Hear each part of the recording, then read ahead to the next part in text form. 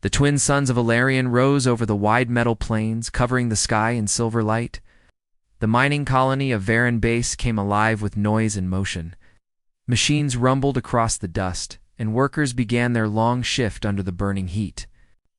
Among them worked a human named Rion, one of the few humans allowed to live on the alien world. His hands were rough from fixing broken harvesters, and his clothes were stained with oil and dust. He worked quietly, keeping his head down because humans were not respected here. They were only seen as weak creatures from a world that had already fallen. Rion did not complain. He liked to fix things. Machines did not lie or insult him. They broke, and he made them work again. That was enough for him. When other workers shouted at him or called him groundborn, he only smiled and went back to his tools. He knew that silence was safer than anger in a world ruled by the proud Alarians that morning.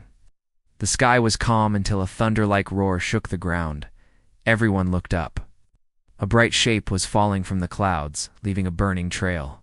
Someone shouted that it was a royal shuttle. The crowd froze. Royal ships never came this far from the capital.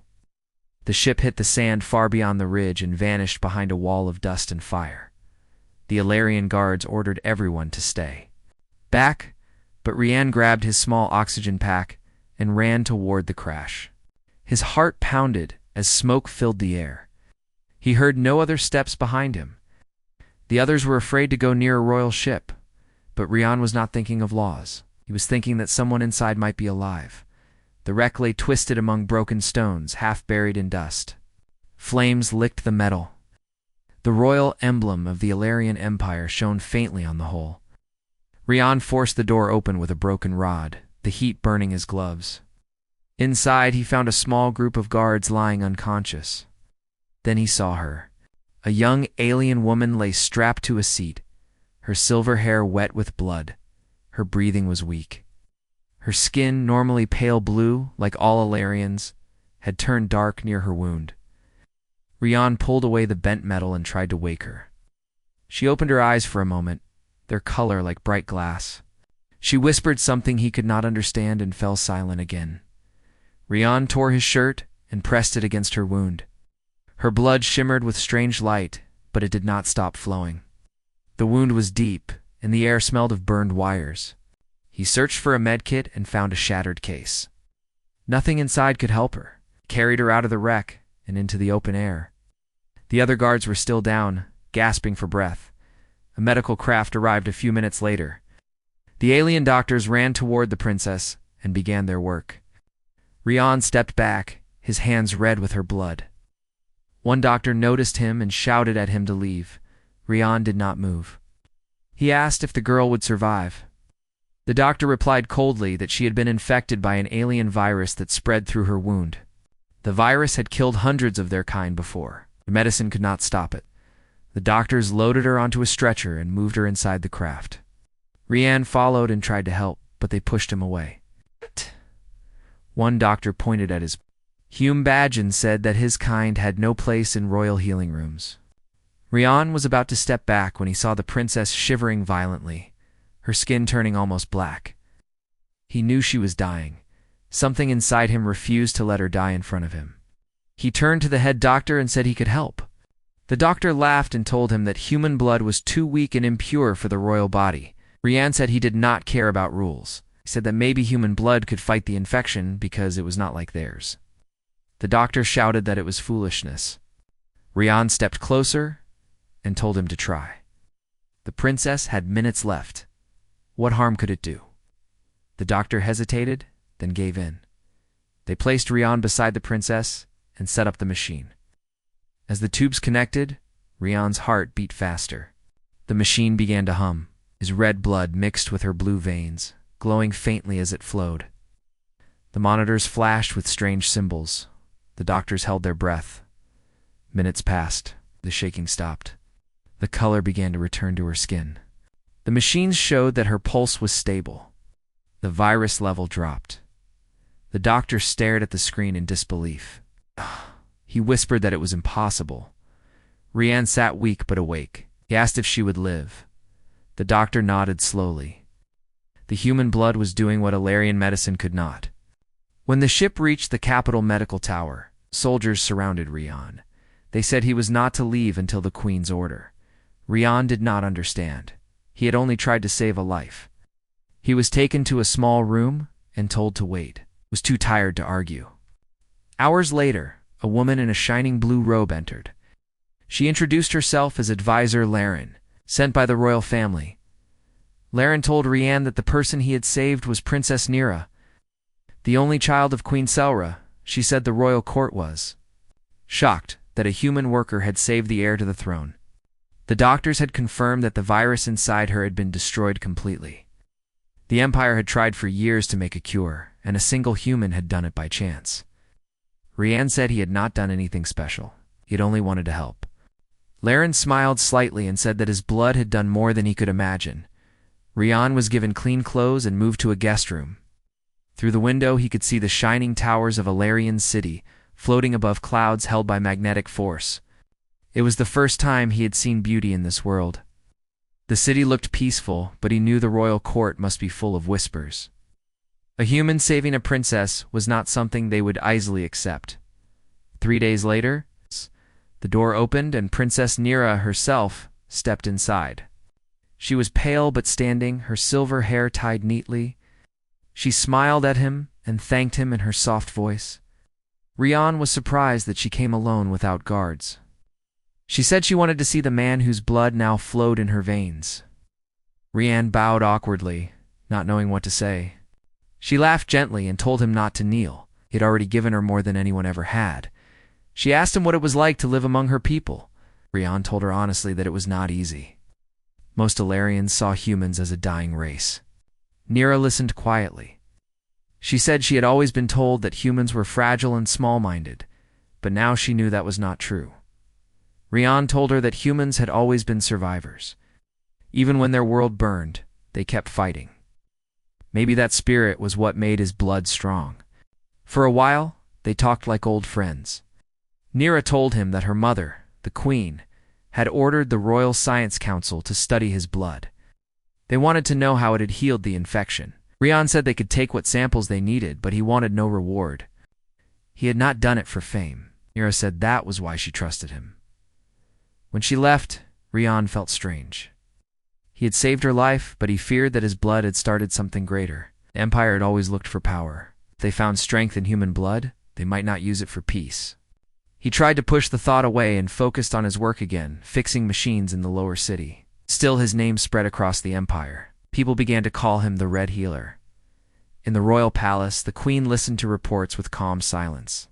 Her advisors told her that the human blood had not only cured her daughter, but could also strengthen the immune system of their soldiers.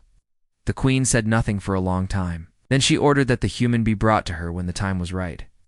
Rian had no idea of this. He continued his life quietly. Sometimes he saw Nira from afar when she visited the labs. She always smiled and waved. He smiled back, but inside he felt uneasy. He knew that power always came with a price. The Alarians were too proud to thank a human forever. One day they would want to control what they could not understand. One night as Rian sat alone in his small room, he received a message from the palace. The royal seal glowed on the wall. It said, "By order of Queen Selra, the human known as Rian is to appear before the throne tomorrow at dawn." He stared at the message for a long time. He did not know what the queen wanted, but he felt that his life had just changed again. Outside his window, 2 suns were setting, and the city lights began to rise. The air hummed with the sound of flying ships. Somewhere in the high palace, the queen was waiting for the man whose blood had saved her daughter, and Rian, a simple mechanic from a forgotten world, did not yet know that his act of kindness had set the course of history for both races. The next morning, the royal guards came to Rian's quarters. They wore shining armor made of silver crystal and moved with perfect order. Their leader bowed slightly and told him that the queen was waiting. Rian followed them through the upper city, where the air shimmered with soft lights. The palace stood at the heart of Alarian city, tall and curved like a tower of glass rising into the clouds. It was said to be the most beautiful place in the galaxy, but to Rian, it looked cold and distant. It's like a place where nothing natural could live. They led him through long halls lined with silver statues. At last they stopped before a door made of light. The guard stepped aside, and the door opened. Inside was a grand throne room filled with pale mist and glowing walls. At the far end sat Queen Selra, ruler of the Alarian Empire. She wore a crown that floated above her head, made of living energy. Her eyes were sharp and her face calm but unreadable. Rian bowed low. He could feel the weight of her gaze. The queen spoke slowly, her voice smooth and strong. She said she had heard of the human who saved her daughter's life. She thanked him in words that sounded polite but carried a tone of control. She said his blood was now being studied by the Royal Science Council. They had found something inside it, something they had never seen before. She called it the human resonance factor. It was what allowed his blood to destroy the alien virus. She said it could be the key to curing many diseases that had long haunted her people. Rian listened quietly. He said he was glad his blood could help. The queen nodded and told him that she had ordered the council to make more studies. They would need more of his blood for testing. Rian agreed without fear. He thought it was his duty to help after saving the princess. The queen smiled slightly and said that he was brave for a human. Her words sounded kind, but her eyes stayed cold. After the meeting, Rian was taken to the Royal Science Tower. It was a place full of bright machines, silver walls, and endless halls. Their alien scientists greeted him with curiosity. They took his blood and studied it for hours each day. Some of them treated him with respect, while others whispered behind his back. They called him a strange creature from a lost race. Still, Rian worked with them patiently. He wanted to understand why his blood had saved the princess. Days turned into weeks. The scientists made great progress. They discovered that human cells carried a strong ability to adapt to new forms of life. The virus that had killed many Alarians was unable to survive inside human blood because the human immune system changed too fast for it. The queen's advisor said this discovery could change the future of medicine. The empire celebrated the news. Humans once seen as weak were now seen as a mystery of strength. Rian began to notice the change in how people treated him. In the colony, aliens had ignored him. Now in the capital, nobles and soldiers looked at him with interest. Some smiled, others stared as if trying to read his mind. He heard rumors spreading through the city. Some said he was chosen by fate. Others said his blood was magic. Rian did not like any of those ideas. He knew it was only science, mixed with courage. But he could not stop the way stories grew on their own. One evening, as Rian walked through the palace garden, he met Princess Nira again. The garden floated above the clouds, filled with glowing flowers that moved with the wind. Nira wore a simple silver dress, her long hair flowing freely. She smiled when she saw him and asked how he was. Rian said he was fine but tired from all the tests. She laughed softly and said that her mother was known for pushing people too far when she wanted answers. Rian asked if the queen was angry about his blood. Nira said her mother was not angry, she was curious. But sometimes her curiosity could become dangerous. They sat beside a glowing tree. Nira looked at the stars and told Rian that she had been different since the blood transfusion. She felt stronger, faster, more aware of the world around her. The royal doctor said it was because of the human cells mixing with her own. She said she could even see light in new colors. Rian listened with wonder. He said maybe human blood carried something more than just strength. Maybe it carried memories of struggle and survival. Nira looked at him with interest. She asked him to tell her about Earth. Rian spoke softly about his home world, a place long abandoned after wars and famine. He told her that humans had once reached for the stars with hope but had fallen into ruin. Only a few thousand humans now lived across colonies and trade stations. They had learned to survive by working hard and never giving up. Nira said that sounded both sad and beautiful. She said she admired humans for their courage. Rian smiled and said, courage was all they had left. Their friendship grew with every meeting. Nira often invited him to the garden or the science tower. They shared stories and laughter. The palace workers whispered about them, calling it a strange bond between two very different worlds. But neither of them cared. Rian felt peace in her company. Nira said his honesty made her see life differently. However, Not everyone liked this growing friendship. The royal nobles began to whisper in fear. They said the princess was too close to the human. They said the queen would not allow such closeness. Some of them sent secret messages to the queen, warning that the human could be a danger. The queen did not react openly, but she watched carefully. One night, Rian was invited to a formal ceremony in the Great Hall. The queen wanted to honor him before the empire's leaders. The hall was filled with lights and music. Every noble stood around the throne as Rian entered. The queen rose from her seat and said that the empire owed him gratitude. She declared him a friend of the crown and placed a silver badge on his chest. The crowd applauded politely, though many faces showed envy or distrust. Rian bowed and thanked her. He felt proud, but also uneasy. The queen's smile was calm, but her eyes studied him too closely. After the ceremony, the queen asked him to stay behind. The hall emptied until only the two of them remained. She walked slowly down the steps and stopped before him. She said she wanted to understand humans better. She asked how a creature from a dying race could show such power and selflessness. Rian said that humans learned to survive because they had no other choice. They faced storms, wars, and hunger, but they kept moving forward. The queen listened without speaking. Then she said something that made Rian shiver. She said, "Perhaps the true power of your kind is not in your blood, but in your will. I wonder if that can be controlled." Rian did not know what to say. He only bowed again and left. That night he could not sleep. He thought about her words and felt a strange fear. He realized the queen was not only curious about him, she was planning something greater. The next day, Rian went back to the lab. The scientists looked tired. They told him the queen had ordered them to find a way to copy his blood. They wanted to make artificial blood that carried the same healing power. The idea worried Rian. He asked what would happen if it worked. The scientists said it could save millions, but it could also make soldiers stronger, faster, and harder to kill. Rian understood then that the queen wanted to use his blood not only for healing, but also for war. He went to see Nira and told her everything. She was shocked. She said her mother would never use him that way. Rian said he wished that were true, but he had seen the hunger in the queen's eyes. Nira promised to speak to her mother, but Rian warned her to be careful. The queen was powerful, and her will could not easily be changed. In the days that followed, Rian noticed that guards began to follow him quietly wherever he went.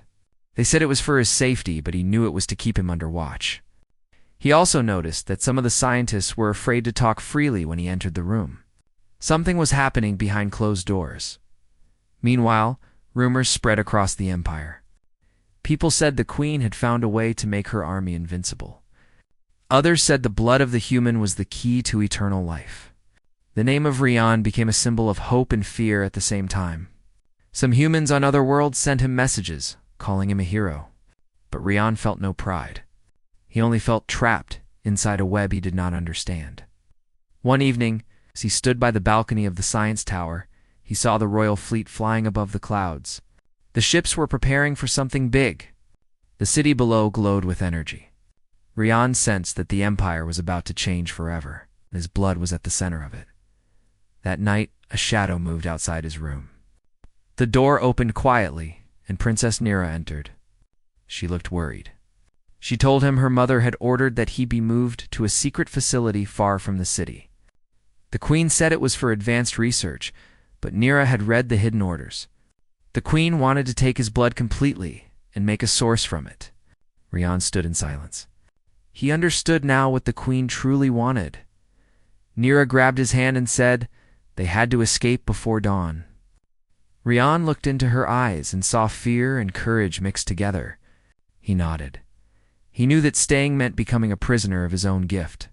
The act of kindness that once saved a life was now being turned into a weapon.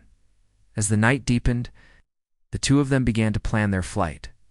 Outside, the ships of the queen glowed like stars, and the empire slept unaware of what was about to happen. The blood of one human had changed their world, but it was only the beginning of what was to come. The night sky over Alarian City was dark and silent. Clouds floated low around the shining towers. The wind carried the soft hum of the energy lines that powered the palace. Inside the royal quarters, All lights were dim except for one, the chamber of the queen. She stood near a tall window, watching the stars. Her reflection glimmered faintly in the glass. Her mind was deep in thought, and her expression calm but cold. She had learned much from the scientists. They said that human blood could make her army stronger. It could heal wounds faster than any medicine. It could make their soldiers resist sickness and fatigue. To the queen, this was not just a discovery, it was power. Power that could decide the future of the empire. But the blood belonged to one man, a man who dared to refuse her order. The next morning, before dawn, the royal guards marched into Rion's quarters. He had been waiting for this moment since Nero warned him. He stood calmly as they told him that the queen demanded his presence. He asked if the princess knew, but the guards stayed silent. Rion followed them through the long corridors of the palace. His heart steady but alert. They led him into the great throne room. The high ceiling shimmered with light from energy crystals. The walls glowed with patterns that changed like water. The queen sat on her throne, surrounded by her council and soldiers. When Rion entered, the guards bowed and stepped back. The room fell silent. The queen's eyes were fixed on him, bright and unreadable. "Human," she said, her voice echoing softly through the hall. "You have done great things for my empire. You saved my daughter's life and gave us a gift no one thought possible. For that, I thank you." Rion bowed his head. "I was only doing what I thought was right, Your Majesty." The queen nodded slowly. "Yes, you acted with courage. But now, you must do more.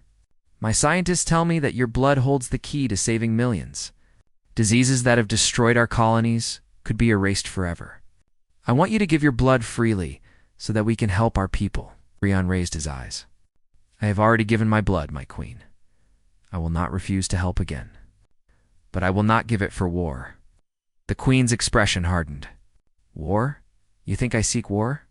Rion said calmly. "I think you seek control. Your scientists told me what they plan to do.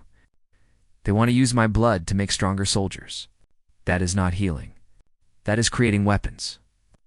The hall grew tense. The queen leaned forward slightly. "You misunderstand me, human. Every empire must protect itself. Power is the only way to keep peace. With your blood, we can end all threats. No one will ever challenge Alarion again." Rion met her gaze. "If peace comes from fear, it is not peace. It is silence." A murmur ran through the court. The queen lifted her hand, and the room fell quiet. "You speak boldly," she said. "Perhaps that is why humans survived their own destruction. But you forget where you stand. You are in my empire. Your life, your blood, your gift, they all belong to me." Rion stood tall. "My blood is not yours to take. I gave it once to save life, not to serve power." For a moment no one breathed. The queen's eyes flashed with anger. Then she smiled slightly. A cold and distant smile. "You are brave, human. But bravery without obedience is useless. Guards, take him to the research tower. He will stay there until he understands his duty." 2 soldiers stepped forward, but before they could touch him, a voice echoed through the hall. "Mother, stop." Princess Nira entered, her silver robes flowing behind her. The guards froze. The queen turned her gaze toward her daughter. "Nira, this is not your concern," she said. "It is my concern," Nira replied firmly. "He saved my life. You cannot treat him like a tool. His blood is his own." The queen rose from her throne. Her tall figure seemed to fill the room with light and shadow. "You speak with emotion, my child. But emotion clouds judgment. The empire needs his gift." "The empire needs compassion," Nira said. "Without it, there is nothing worth ruling." The queen's expression turned dark. "Enough.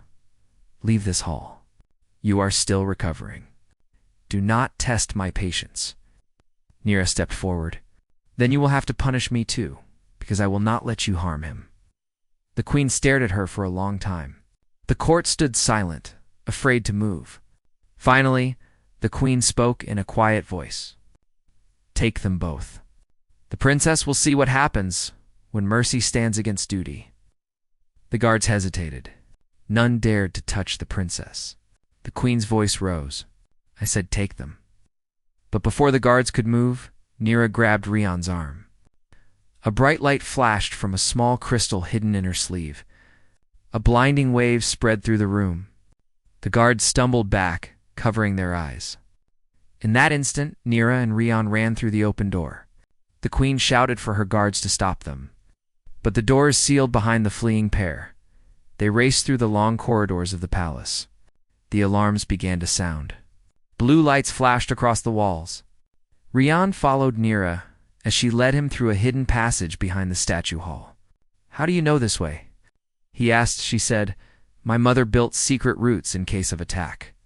I learned them as a child. They reached a service tunnel leading to the lower city.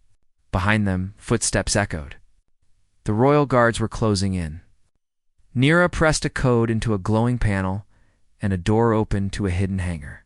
Inside stood a small ship painted in silver and gold. It was one of the royal shuttles. Rion looked at her. If we leave, your mother will see you as a traitor. Nira's eyes shone with sadness, but also with strength. If I stay, she will turn your blood into a weapon. I will not be part of that. Rion hesitated only a moment, then nodded. They climbed into the ship. As it lifted off, the hangar doors opened. Drones swarmed after them, firing bright beams of light. The ship shook under the impact. Rion took control of the manual steering, while Nira managed the energy shields. The chase tore through the night sky, weaving between glowing towers and floating platforms. Hold on, Rion shouted as he turned sharply to avoid a plasma bolt. The city lights blurred beneath them. Alarms screamed inside the cockpit. The Queen's fleet began to rise from the palace base. Dozens of ships spread out, forming a blockade around the city. We can't go through them, Nira said. They will shoot us down. Rion pointed to the clouds. Then we go under them. He pulled the ship downward into the storm layers below the city. Lightning flashed across the sky. The wind roared around them. The energy readings on the control panel went wild. Nira gripped the side rail, her face pale. You will crash us, she said. Rion kept his eyes forward. Not today. They flew low over the wastelands beyond the capital, through smoke and dust. The storm slowly faded behind them. The radar showed no sign of pursuit. Rion sighed with relief. We made it, he said. Nira nodded, still catching her breath. For now, they landed near the edge of the old ruins outside the city, a place where the ancient machines of past wars still lay broken. The ship powered down, and the silence returned. The two of them stepped outside. The ground was hard and cracked. Strange lights flickered in the distance from forgotten reactors. The air smelled of metal and ash. Nira looked back at the city, glowing faintly under the twin suns. She will not stop, she said. My mother will send the fleet after us. She cannot accept defiance. Rion sat on a rock, wiping sweat from his brow. Then we find a place she cannot reach. Nira turned to him. There is such a place. The old human outpost on the moon. It was built before the Empire found us. Few know its location now. Rion stared at her in surprise. How do you know about it? My tutors taught me the history of the colonies, she said. I studied everything about your kind. That is why I knew your blood might help me. The outpost is hidden, but I can find it. Rion smiled faintly. Then that is where we go. They spent the next few hours preparing. Rion repaired the ship's damage, while Nira sent false signals to confuse the palace scanners. When night returned, they lifted off again, heading for the stars. The engines glowed blue against the black sky. Below them, the world of Valerian shrank into a bright sphere of light in the royal palace. Queen Selra watched the ship's trail from her command room. Her face was calm, but her eyes burned with quiet fury. Send the interceptors, she ordered. They will not escape the reach of the Empire. Her advisor hesitated. Your Majesty, the princess is with him. The queen's voice was sharp. Then bring them both back alive. I will deal with them myself. She turned to the viewing window, her reflection glowing in the glass. He gave his blood to my daughter, she said softly. Now he will give it to my empire. Far above, The small ship carrying Rian and Nira entered deep space. Ahead lay the unknown, and behind them burned the anger of a queen. Rian looked at the stars and felt a strange calm. He did not know if he could escape forever, but he knew one thing: he would never let his blood be used for destruction. The ship moved quietly through the darkness, a single spark of defiance in the endless night. The human and the princess sat side by side, united not by power, but by choice. The queen's fleet began to rise behind them, filling the sky with light. The chase for the human who dared to say no had just begun. The stars stretched endlessly before them, a black canvas dotted with silver lights. Rian and Princess Nira sat side by side in the small cockpit of their ship. The engines hummed quietly, carrying them farther from the capital and the queen's fleet. Outside, the void was empty, but Rian felt the weight of the Empire pressing behind them. Every system on the ship was checked and rechecked.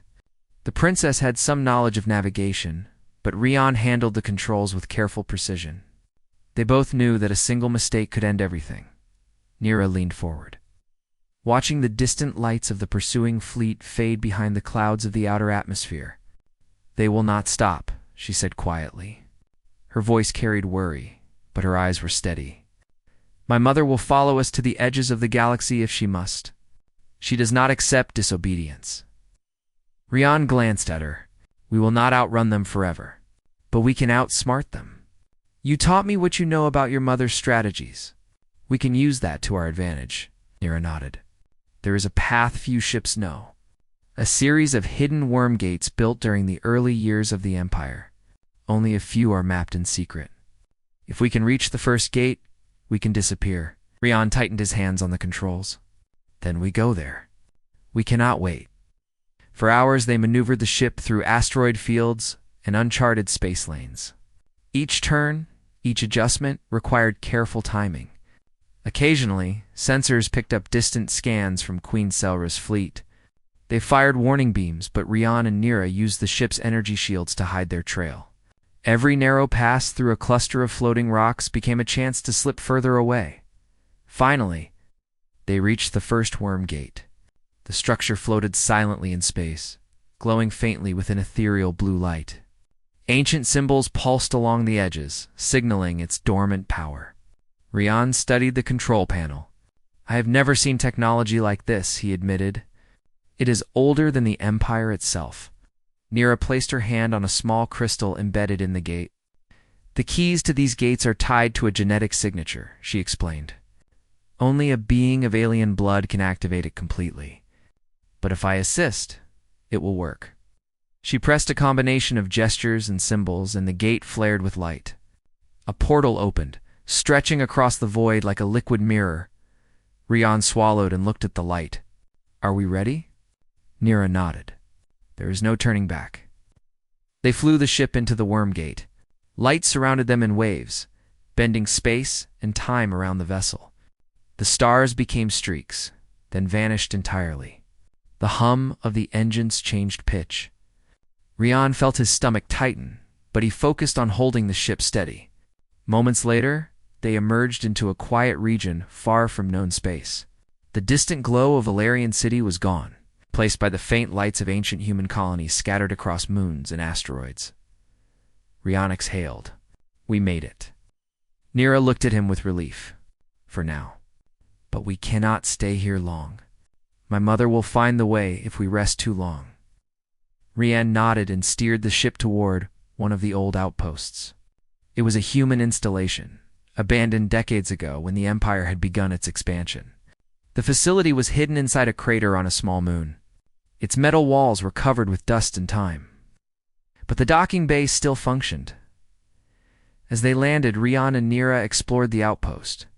Inside, the corridors were silent, lined with control panels and sleeping machines. Dust covered everything, but the structure was solid. Here, humans had once built ships, studied stars, and survived against impossible odds. Rian walked down a long hall, running his hands along the cold metal. "This is where humans learned to fight for survival," he said softly, "where they discovered what it means to endure." Nira watched him. "You speak as if your people were always strong," she said. But I know the stories. You were always so small against your enemies. Rian smiled faintly. Strength is not always in size or power. Humans survive because they refuse to give up.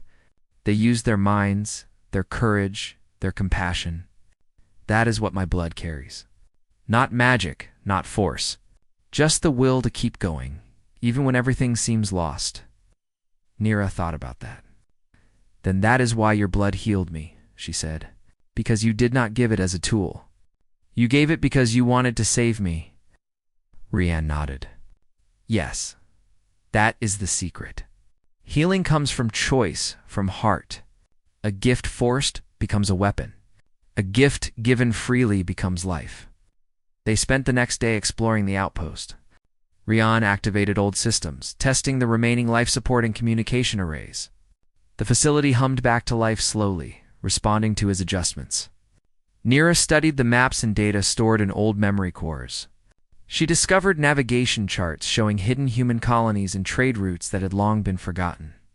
We could hide here for years if we needed, she said, but the quiet did not last. The sensors detected movement in nearby space. The Queen's fleet had followed the trail of the Worm Gate, and ships were now entering the outer system. Rian went to the control room and observed them through the long-range scanner. They are coming fast, he said. Nir placed her hand on his arm. We are ready. This outpost was built for humans who refuse to be controlled. They survived the Empire before, and we will too. Rian felt a surge of hope. Then we fight the way humans always have. Not with rage, not with weapons alone, but with what they could not take from us, their will. As night fell on the moon, the fleet arrived in orbit. The Queen's ships hovered like shadows above the crater. The humans in the outpost had no chance of open combat, but Rian had other ideas. Using old technology left by the first colonists, he began sending out false signals to confuse the fleet's sensors. The Queen's ships fired probes, but every probe reported false positions of the ship and outpost. The humans' old defenses were weak in firepower but strong in deception.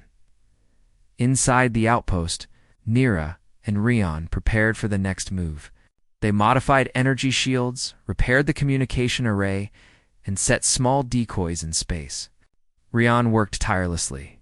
He knew that the Queen would not stop until she had what she wanted. Nira helped by managing data systems, using her knowledge of royal tracking methods to anticipate the fleet's strategy. Together they created a network of false trails and decoys that hid their presence. Hours passed, and the Queen's fleet grew frustrated. Rian watched through the scanners as drones scouted the area. Every time they neared the outpost, Rian redirected them toward empty space or abandoned asteroids. His mind raced. We are not out of danger yet, he said. They will find us eventually. We need to think bigger. Nira stepped forward. Then we call for help. Not from the Queen, not from her empire, but from humans scattered across the stars. They are few, but they are strong. If we can gather them, we can protect this place and protect you. Rian looked at her with surprise. You would risk your life for them. She nodded. Your blood saved me, but your courage saved more. Humans are survivors. They understand what it means to fight for life, not for power. They will come if we reach them. Rian smiled faintly. Then let's send the call. He activated the old communication beacon. Its signal pulsed through space, a hidden frequency meant for human colonies and stations long abandoned by the Empire. Hours passed before the first responses came. Small human ships, battered but operational, appeared from the darkness. They came from distant colonies, from trade routes hidden by the past, and from stations that had been forgotten. Each vessel was piloted by someone who remembered what it meant to survive. Nira watched them arrive with awe. Your people are here, she said softly. Even scattered, they do not abandon each other. Rian nodded. That is the secret. Humans survive because they are never alone in the struggle. They fight together when it matters most. The small fleet assembled around the outpost, forming a protective ring. Rian and Nira coordinated their positions, using the old maps and charts to guide the human pilots. They practiced maneuvers, set traps, and prepared defenses, though their ships were small and old. Their teamwork and strategy made them strong, As the night deepened, Rian and Nira stood on the observation deck of the outpost. The stars stretched endlessly, and the human fleet glimmered faintly in the darkness. Rian looked at Nira. "We may not be able to stop the Queen forever," he said, "but we can survive, and we can protect what matters." Nira smiled, her silver hair glowing in the soft lights. "That is more than most people ever do. That is why humans endure."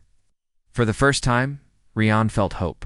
His blood had healed a princess, but his courage and choice had inspired something far greater. He understood now that humanity's true strength was not in what they could give physically, but in the will to fight, to protect, and to survive against impossible odds. The Queen's fleet waited in orbit, unaware that her prey had become far more than she expected. Far from the capital, Rian, Nira, and the scattered human fleet prepared for what was coming next. They had a secret, a strength that could not be taken by force, and that secret was the will of humanity itself. The human fleet circled the ancient outpost, small ships glowing faintly against the black of space. Each vessel moved in perfect coordination, guided by the knowledge and courage of its pilots. Rian stood at the observation deck, watching them through the wide glass. He could feel their determination, their silent promise to survive. He turned to Nira. "They are ready," he said quietly. "Whatever comes next, we will face it together." Nira nodded, her expression serious. "My mother will not stop. She will see this as rebellion.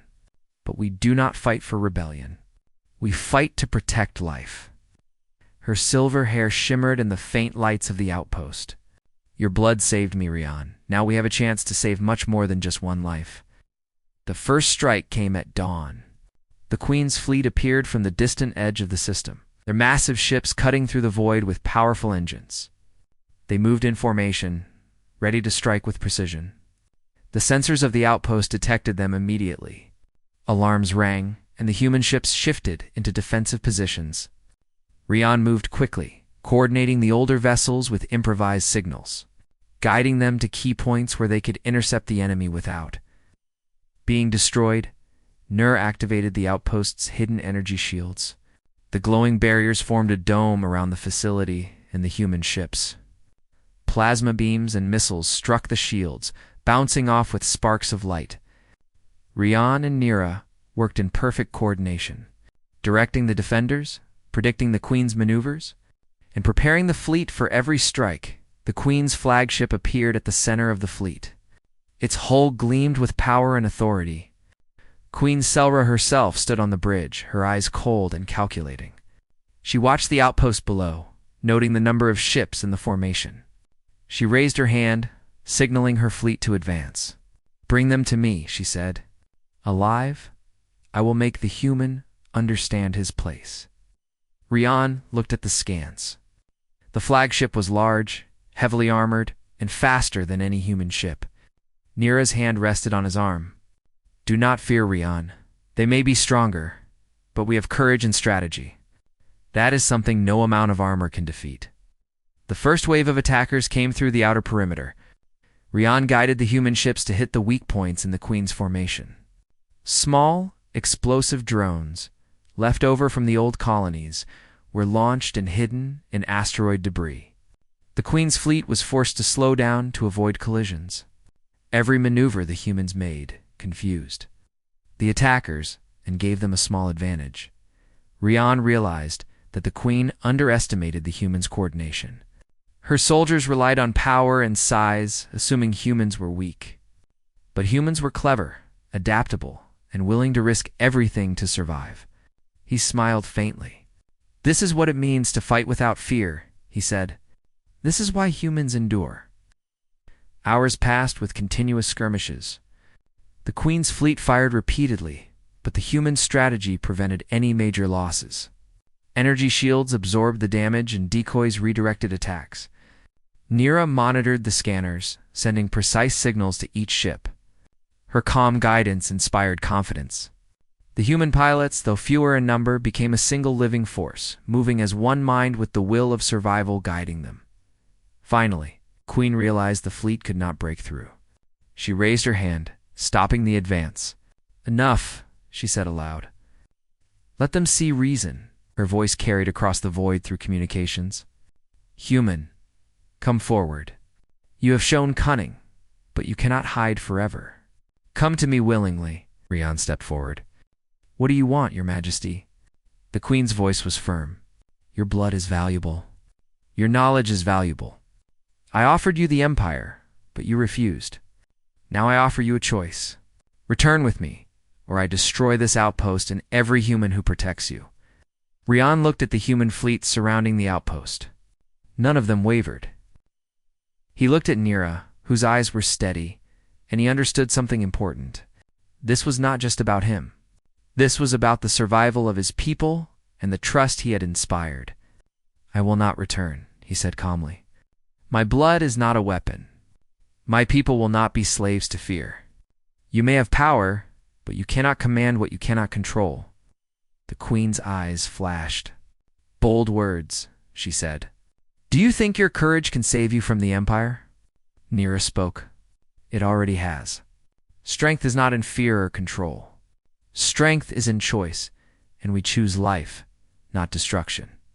Rian activated the outpost's communication array, broadcasting a message to all nearby human colonies.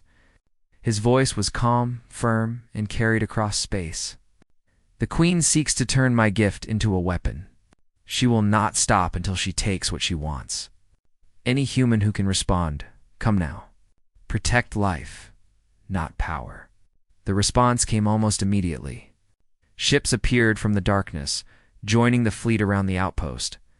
The humans were few but courageous, and their arrival doubled the number of defenders. Each new ship brought hope, supplies, and morale. Rian felt a surge of strength. His choice to act with courage had inspired others to fight for the same cause. The Queen's fleet hovered, calculating the risk. They had numbers, firepower, and experience, but the humans' will was unpredictable. Rian realized that the Queen had never understood the true power of humanity, loyalty, courage, and determination. These were forces no weapon could destroy. The Queen considered her next move. She could destroy the outpost, but it would cost too much. She could try to capture Rian by force, but the human fleet was prepared. She realized that brute power alone would not achieve her goal. She studied the humans and saw their unity, their courage, the strange defiance in their eyes. Finally, she spoke through the communications system. Human, you have forced me to reconsider. Your courage is ... unusual. Perhaps I underestimated your kind. You have shown me a strength that I cannot take by force. I will withdraw my fleet, but know this. Your defiance has consequences. One day you will face the Empire again, and next time I may not show mercy. Rian stood tall. I will always stand for life, not fear. If you seek to learn from this, let it be that courage and will are stronger than power alone. The Queen's ships began to move away. Slowly, the tension in the outpost eased. Humans cheered quietly, acknowledging their victory without arrogance. Nira hugged Rian briefly. You did it, she whispered. We are safe, at least for now. Rian shook his head. This is only the beginning. The Queen will learn, but humanity will endure. That is our gift. Our strength is not in our blood alone, but in our will to survive and protect each other. Days passed with careful vigilance. The humans repaired the outposts, strengthened shields, and prepared for future threats. Rian and Nira worked together, planning ways to expand their reach and ensure that their people could remain free. The outpost became a hub, symbol of hope for scattered human colonies across the stars. Eventually, Nira returned to the palace, but not as a princess under her mother's command. She returned as an ambassador, carrying messages of peace and alliance. She spoke with her mother calmly and firmly, showing that the bond between humans and her people could benefit both sides. Queen Selra listened carefully, realizing that she could not force humans to obey. She could learn from them. Rian stayed at the outpost, helping rebuild human systems and training young pilots. His blood had healed a princess, but his courage had inspired a people. Nira visited often, their friendship stronger than ever, built on trust and shared purpose. Together, They worked to ensure that future generations could survive in peace. Months later, Rian stood on the observation deck, looking at the stars. The human fleet had grown, and the outpost thrived. Mira joined him. "You changed everything," she said softly. Rian smiled. "We changed everything together. Humans survive because we never give up, and we never fight alone. That is the secret. That is the strength." The stars stretched endlessly before them. The Queen's fleet was far away, but the lesson had been learned. Humanity's will was unyielding, and courage could not be taken by force. Life, choice, and determination had proven stronger than power, stronger than fear, stronger than any empire. And so, Rian's gift given once in kindness became more than a cure. It became a symbol of hope, of survival, and of the unbreakable strength of humanity itself. The human and the princess looked at the stars together, ready to face whatever came next, knowing that no empire, no matter how vast, could take away the will to live and the courage to protect life.